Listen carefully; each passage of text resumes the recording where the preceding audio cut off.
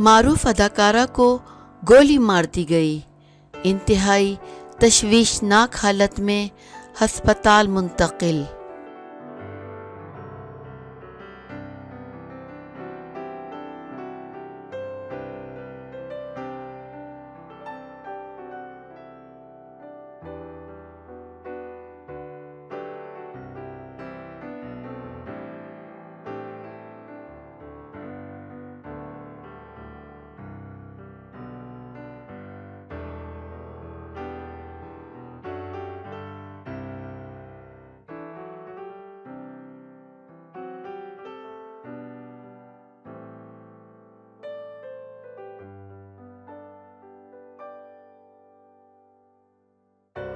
معروف اداکارہ صبا سحر کو گولی مار دی گئی ہے۔